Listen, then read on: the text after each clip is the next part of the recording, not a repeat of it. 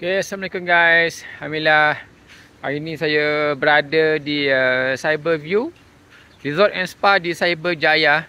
Sekarang kita berada di veranda tempat untuk breakfast, lunch and dinner. Okay, vibe di sini macam zaman British lah. Kita tengok bangunan-bangunan dia just white and black.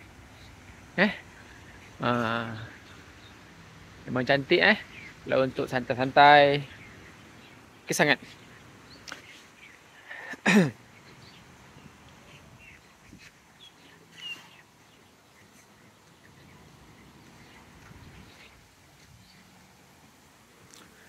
So saya just kongsikanlah gambar untuk pemerhatian dan penilaian tuan-tuan lah.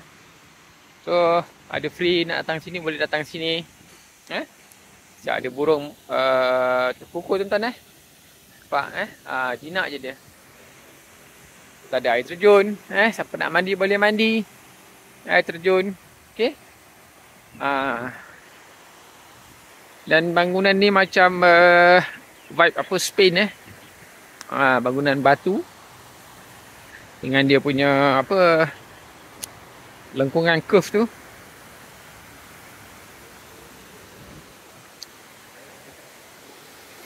Dah mandi boleh santai-santai sini. Okey.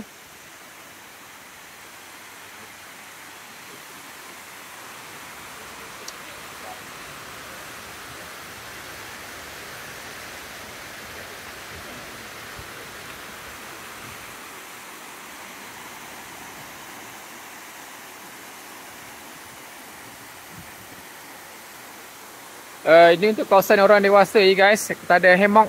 Hammock pun ada. You all nak main hammock, nak santai pun boleh.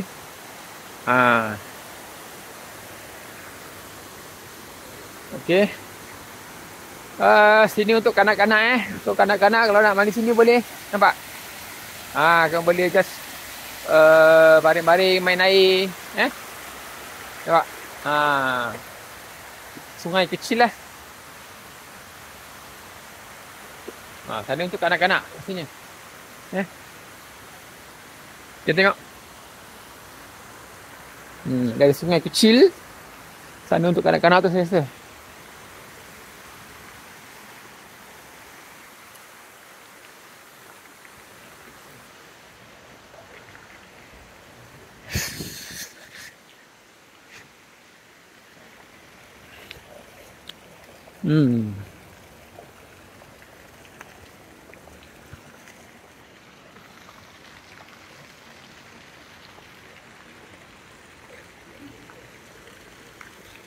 Ya, tuan-tuan ini untuk kanak-kanak sesuai. Tapi memerlukan pemerhatian orang dewasa lah. Sebab dia agak dalam juga. Saya rasa paling kurang pun dalam 4 kaki dalam ni. Okey, saya round dulu. So kat setiap bilik tu ada disediakan apa? Balcony untuk 2 orang ngopi-ngopi. Okey. Resort ni 5 star je guys. Dia 5 star. So breakfast dia memang banyak. Macam-macam ada breakfast dia. Saya berada di bilik 143. Breakfast dia memang macam-macam. Belum lagi lunch tu. Kalau lunch saya rasa santak perut dah. Breakfast pun dah santak dah. Saya rasa kalau you all ambil breakfast, lunch dah cannot go dah. Okay, tu bilik saya. Bilik yang kedua. Jom. Sekarang sini aman damai tengok. Sini cuma ada sedikitlah bunyi-bunyi kenderaan highway kat atas tu. Itu rasanya macam SKVE rasanya. Bukan pasti. Tapi still lah boleh senyap.